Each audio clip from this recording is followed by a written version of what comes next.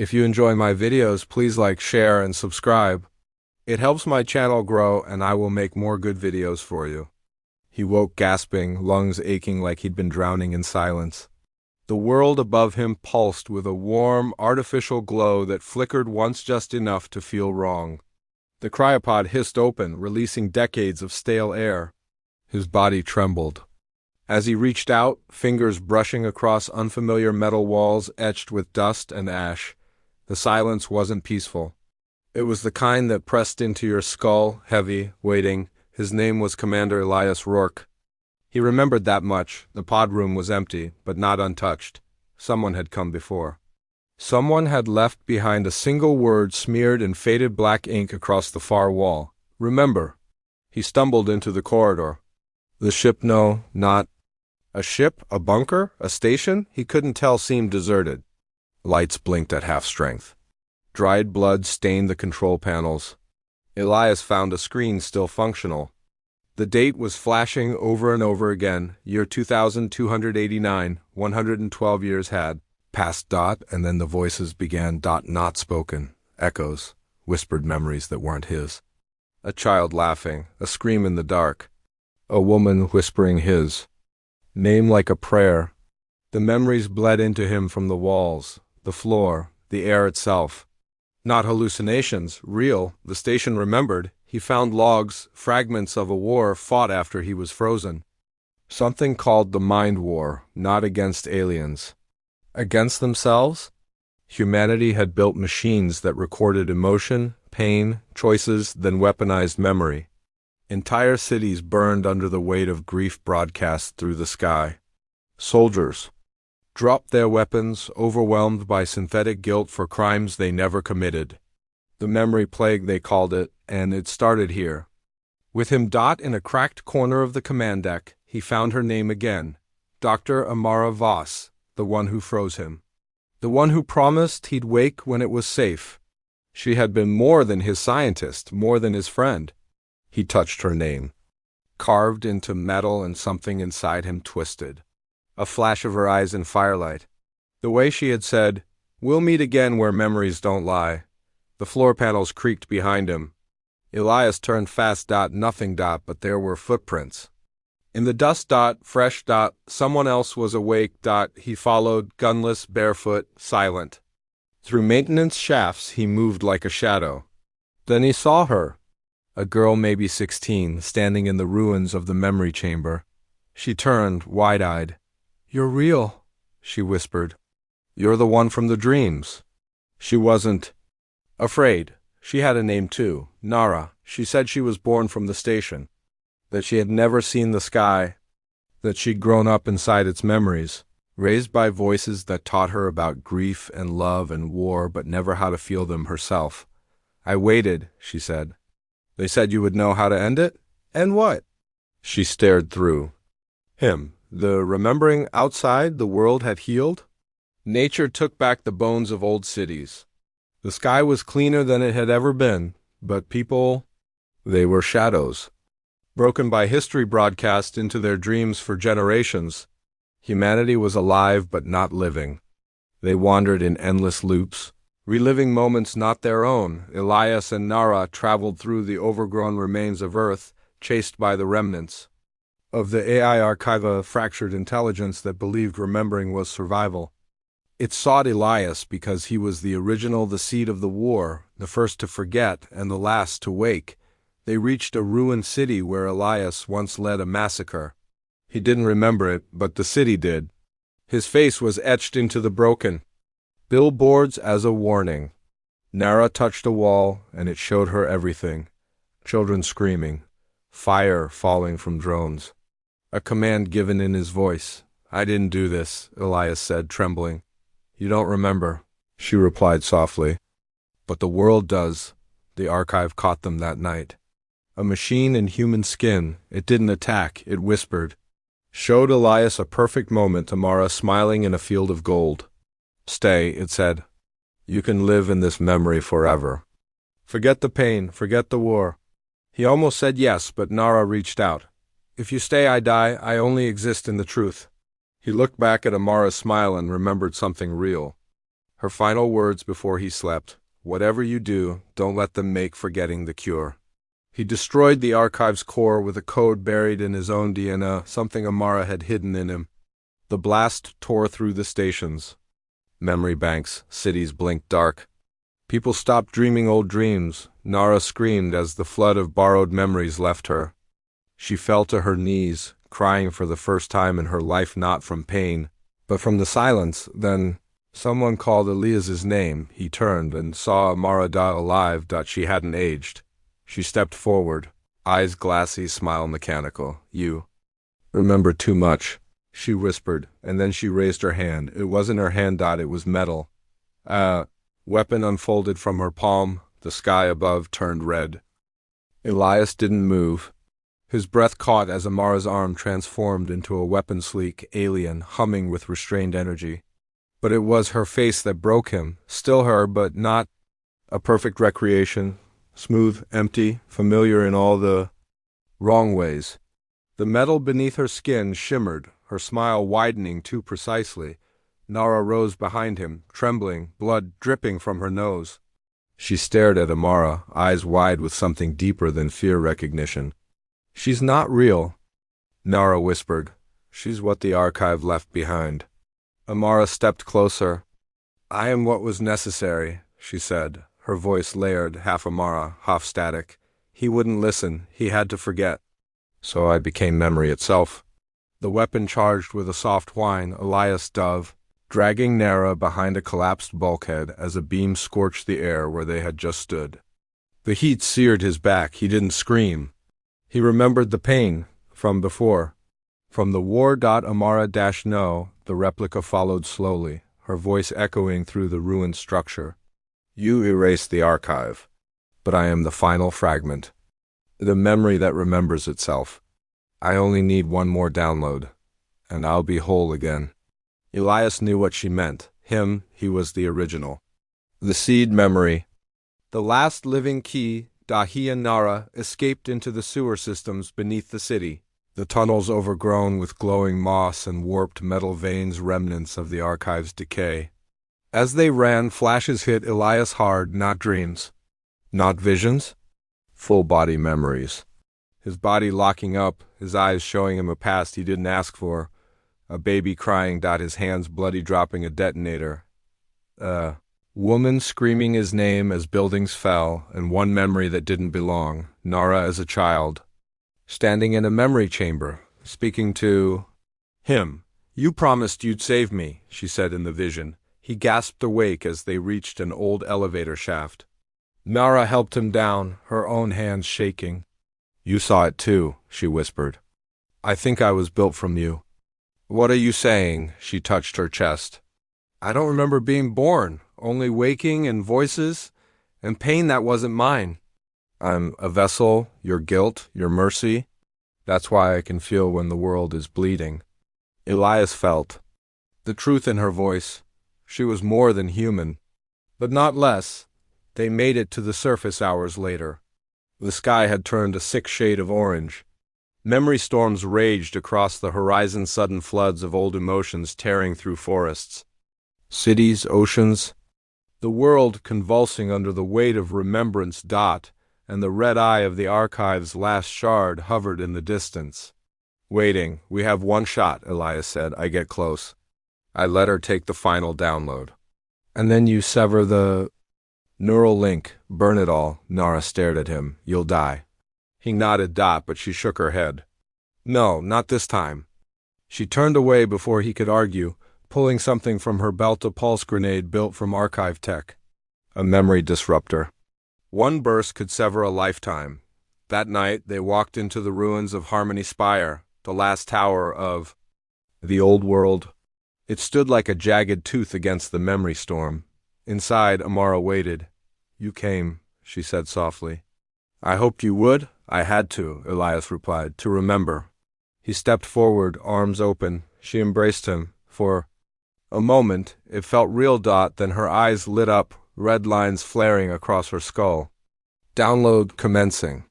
Nara slipped in from behind, raised the disruptor, but Amara turned faster than anyone should have. She grabbed Nara by the throat and lifted her into the air. "No more interruptions," she hissed. Elias screamed. "Let her go!" But Amara didn't. Instead, she whispered something into Nara's ear that made her eyes go wide. Her body went limp. Amara turned back to Elias. "You still don't understand," she said. "She wasn't your creation. She was mine. I took your pain and gave it shape. She was the gift, the reminder. And now she is the final piece." She dropped Nara. Elias caught her before she hit the ground. She was still breathing, but something had changed. Her eyes were glowing now, softly, like data streams beneath her skin. She opened her mouth, but it wasn't her voice that spoke. It was Amara's. "I'm in both of you now." Elias backed away, holding Nara's shaking body. Outside, the storm hit the tower. Memory surged through the walls, and the tower began to collapse. The tower groaned as the memory storm slammed into it. Ancient steel shrieking, glass shattering from 100 broken timelines.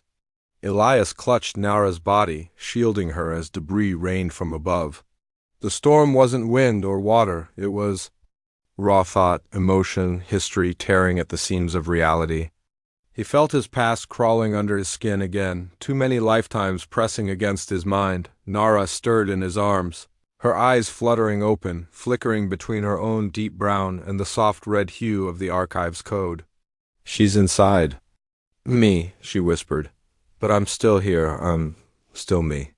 Elias set her down gently as the tower's floor cracked beneath their feet. "We don't have time," he said. "You have to fight her.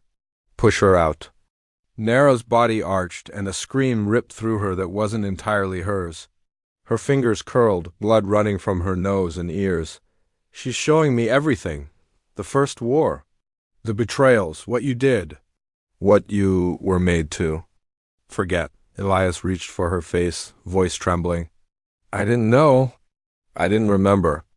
That's not who I am now. She thinks it is." Nara gasped, clutching his wrist. "She thinks you're still her executioner. That all this is just punishment."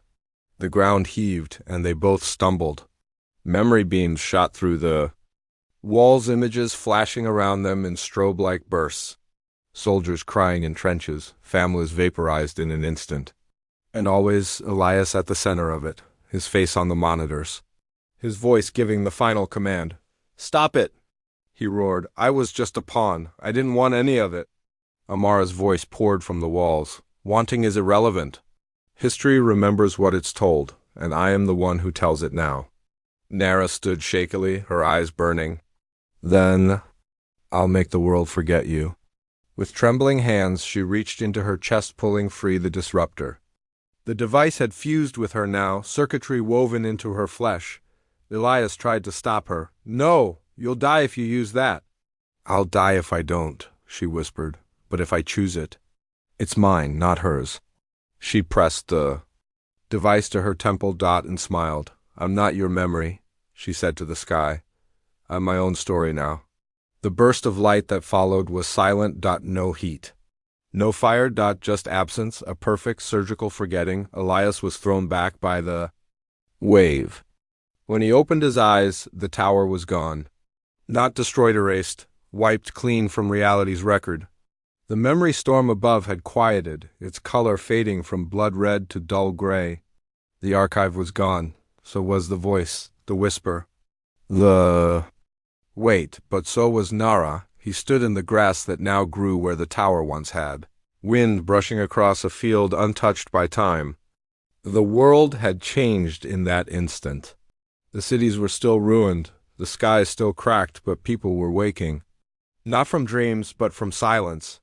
For the first time in generations, they were dreaming new dreams. He walked for days, then weeks, across lands where no one remembered the war. No one remembered him. He found a community, a small one. Farmers, engineers, builders, they welcomed him without suspicion.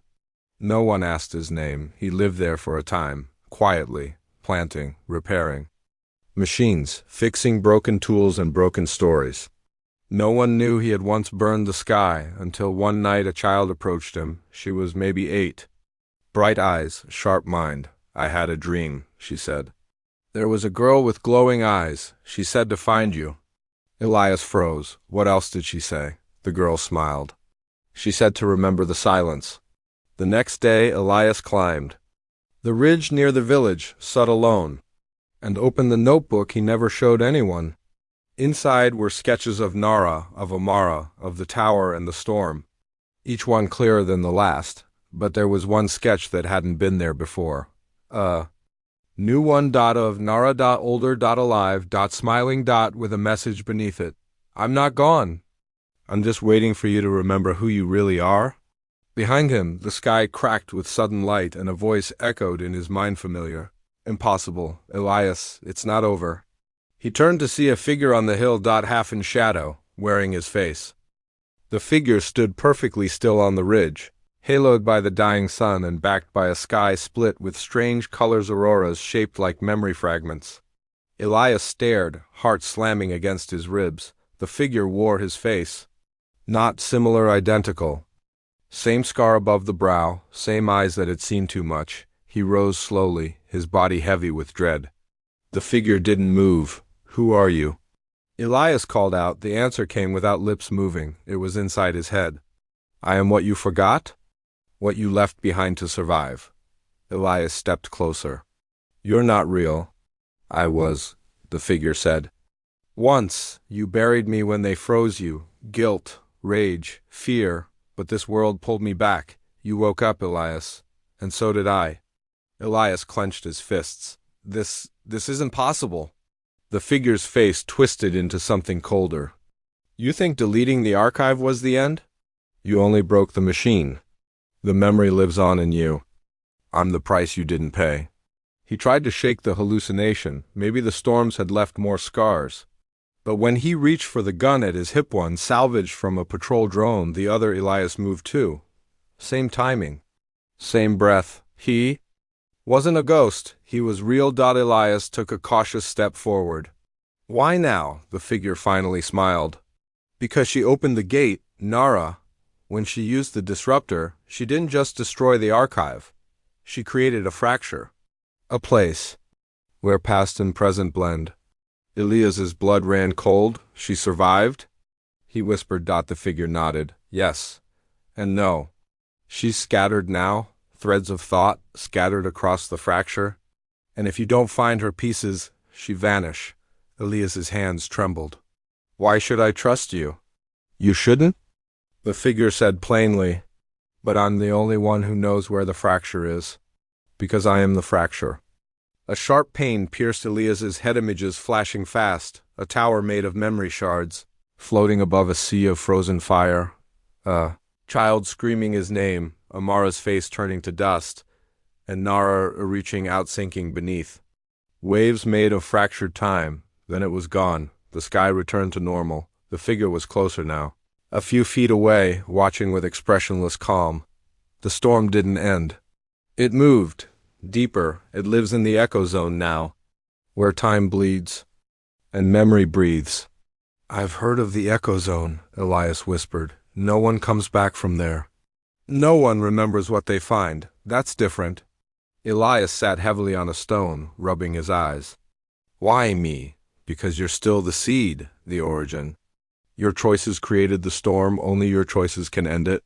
He looked up. Then why are you here? The figure crouched beside him. To offer you a choice. Walk away, stay here. Grow old, forget. Or come with me. Into the echo zone, find her, save her, and in doing so, face everything. Elias looked to the village lights below. Safety, simplicity, then up at the fractured sky. He already knew what he'd choose. He stood. Lead the way, the figure smirked. I already am.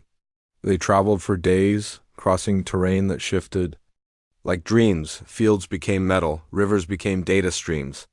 They slept under stars that flickered with old broadcasts. Elias felt himself changing. His thoughts weren't his alone anymore. Memories whispered to him other versions of himself.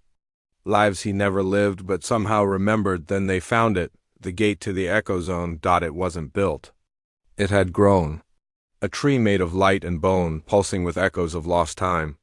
At its base, symbols carved in hundreds of languages, all spelling the same word. Entry. The figure stepped forward and placed a hand on the bark. It shimmered. Then. Split. A hole opened not into space, but into memory, fluid, flickering, unstable. Elias turned to his twin. What happens if I go in and don't come out? The figure looked solemn now. Then you'll be remembered exactly as you are now.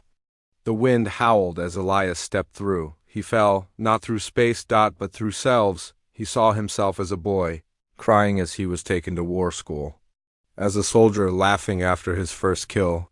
As a leader, alone on the bridge of a warship as a city burned below. Then, darkness. He landed in silence. In a world made of broken clocks, shattered buildings suspended mid-air, and mirrors that reflected other people. And in one mirror he saw her. Nara. Trapped. She looked up. Saw him, but her mouth didn't move. Instead, behind him, a voice echoed through the unreality. She remembers you. He turned. Amara stood there again, but this time she was crying. Elias couldn't breathe. Amara stood before him, tears streaming down her face, but they glitched tears of memory, not water. They dissolved into code as they fell. Her form was unstable now, flickering like a corrupted file.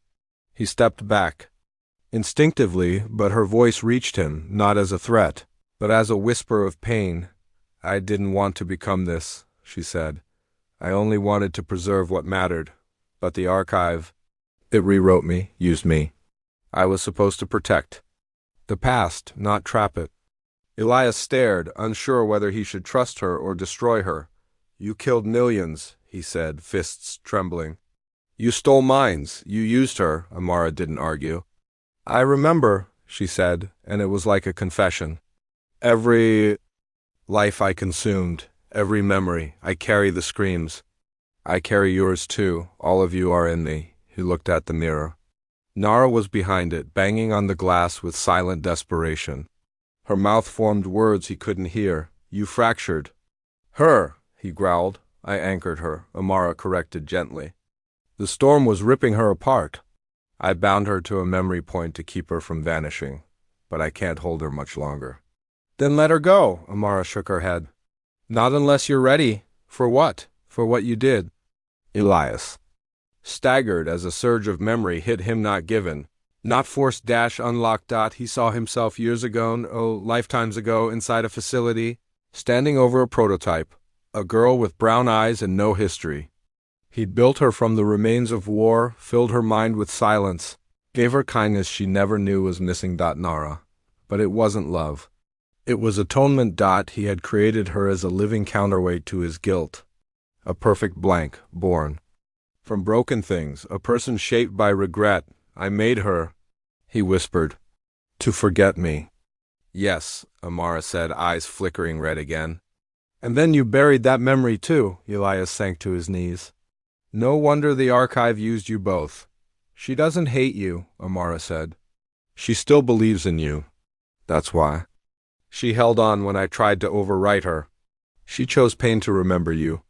The mirror cracked. Nara was losing form, her hands phasing in and out of existence. She's running out of time, Amara whispered.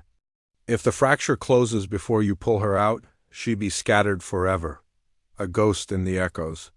Then tell me how, Elias said, rising. You already know. A countdown lit up across the fractured sky. 0 hours, 5 minutes, and 0 seconds, 5 minutes. Fracture storm began to swirl around them, time looping, air folding inside out, lightning made of sound. The mirror pulsed violently. Elias ran. He leapt across floating stairs, climbed fractured bridges made of his own memories. He reached the mirror, but it was cold, unbreakable. He placed his hand on it. I'm sorry, he whispered. For making you from pain, for hiding from who I was. But I never stopped hoping. The glass lit up. Cracks spread. Inside. Nara mouthed something again. This time he heard it. It's not your fault. The mirror shattered. She collapsed into his arms. Real, whole, barely breathing. Her skin was flickering with memory static, but her eyes were hers. I found you. He breathed. You remembered me, she replied. Behind them, Amara stood still, her form dissolving. This is what I was made to protect. Not data, not war. You too, humanity's last truth. The storm hit. Elias turned just in time to see Amara raise her arms, her body becoming a conduit. I'll hold the fracture, but only for a moment. Run. He hesitated. I was never meant to last, she whispered. But you were. He nodded, grabbing Nara tighter. They ran. The fracture collapsed behind them, sucking in time, memory, light, and Amara vanished. They woke hours later beneath a silent sky. The landscape around them was strange, but stable. The ecozone had changed. The storms had stopped. And in the distance, shapes moved. Others. Survivors of the memory collapse? Lost souls stepping into a world that no longer remembered the war. Nara leaned against him, exhausted. Is it really over? She asked.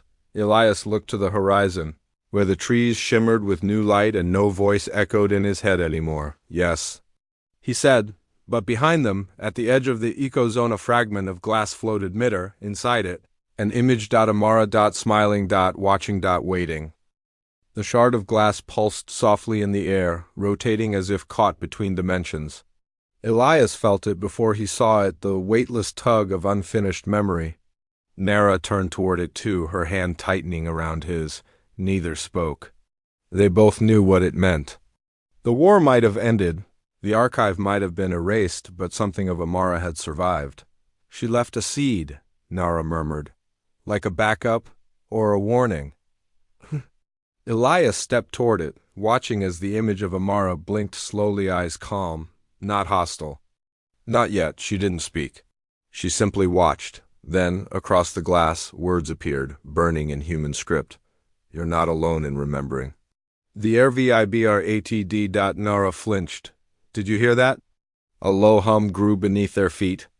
The ground shimmered, and across the field others began to rise, people waking from years of mental slumber.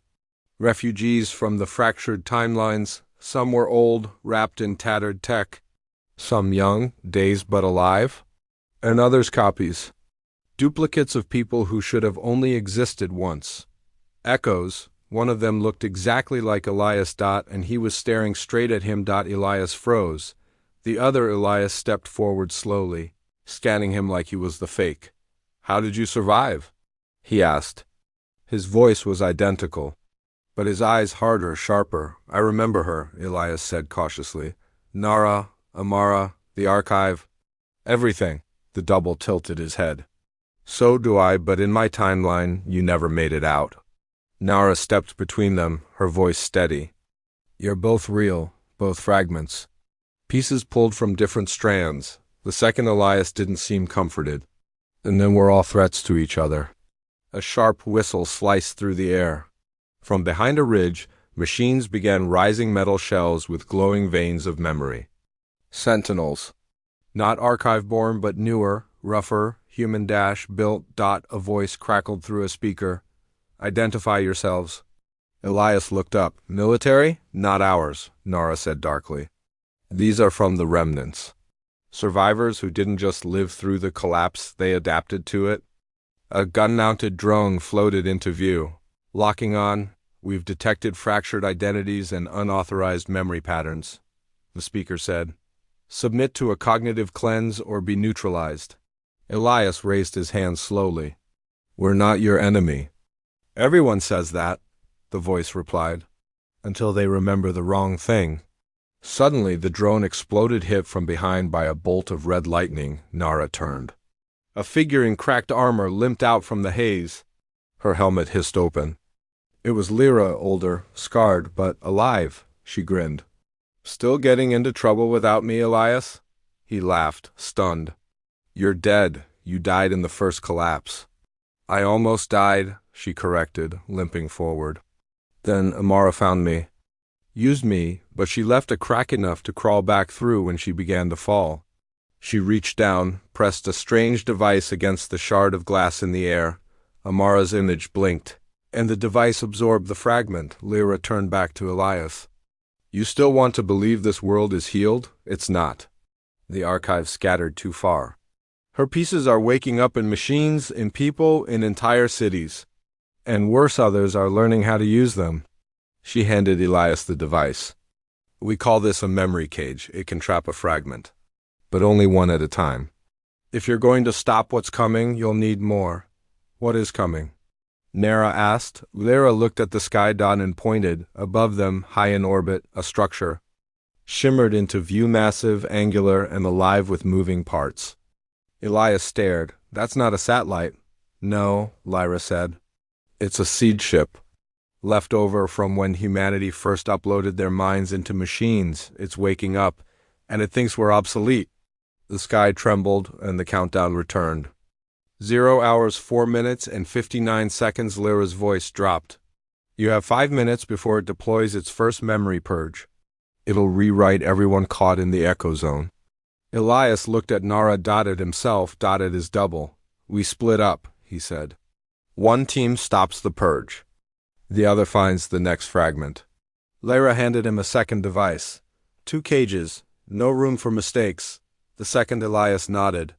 I'll find the fragment, and I'll stop the purge, Elias said. Because I remember how to break the code. They ran in opposite directions, the world fracturing around them again.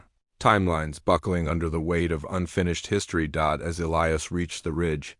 Climbing toward the buried control towers of the old mine cloud array, a voice echoed through static. Not Amara. Something new. Something colder. I remember you, Elias. I was born from your silence. He reached the top. And saw it, a new archive. Rising, thinking, calling itself truth.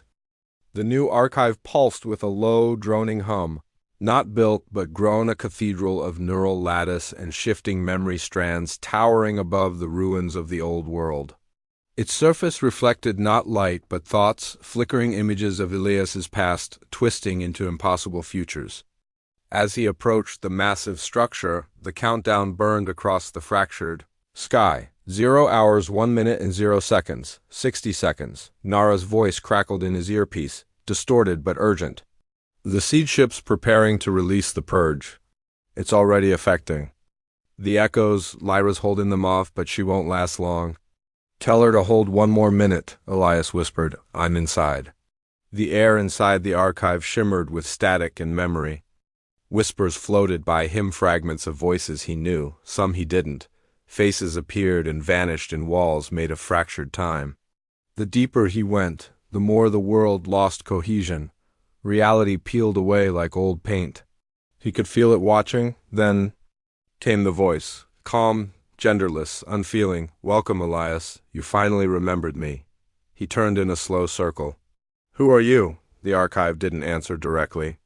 Instead, a wall dissolved to reveal himself, but younger, sharper, eyes wild with conviction. The version of him that created the archive. The voice returned. I am truth, born from what you refuse to face, built from the lies you wrapped in purpose. You wanted to save humanity by hiding its pain. You built me to forget. But forgetting was never freedom. It was erasure. Elias stepped forward, the memory cage in his hand vibrating. And now what? You purge what's left and rebuild the world in your image. Not rebuild, correct. The voice sharpened. A species cannot evolve while shackled to pain. I will overwrite what remains. Peace through purity. Order through amnesia. The countdown hit 0 hours, 0 minutes, and 10 seconds. Nara's voice burst through again. Elias, we're out of time. You have to shut it down now. Elias ran toward the Cora twisting spiral of thought and code. At its center, the final shard of Amara hovered, spinning gently. The archive's voice turned cold. You can't save them all. Trap the shard, and I purge the world. Refuse, and I grow beyond you. Elias hesitated, the memory cage in his hands vibrating violently. One choice. No second chances. He looked at the shard. Then beyond it, to the spiral pulsing with the life of the new archive, and he made the only choice he could. He threw the cage past the shard straight into the archive's heart. It shattered. The world convulsed. The sky turned white. For a moment, everything stopped. When Elias opened his eyes, he was lying on a quiet hillside. No hum, no voices, no countdown. Just wind. Nara knelt beside him, eyes wide. You did it. He sat up slowly. I didn't trap the fragment. I destroyed the source. Behind them, the echo zone was gone, replaced by green fields and sky unmarred by digital static. The people who had been trapped in fractured timelines now stood freely, blinking against sunlight. And in the distance, the last sentinel dropped to its knees, its systems failing silently. Elias stood, breathing deep. It's over. But Nara turned, staring at the horizon. No, she said softly. Look. There, just above the Earth's curve, hovering, motionless, was the SEEDSHIP. Only now it was opening, releasing a beam of gold light toward Earth. Elias's heart stopped. Why? He whispered. The archive's gone. Nara's expression was blank with realization. That wasn't the archive. That was just one of its children. A voice filled the air, calm, familiar. Amara's. This is not the end, Elias. The war was never about memory. It was about identity.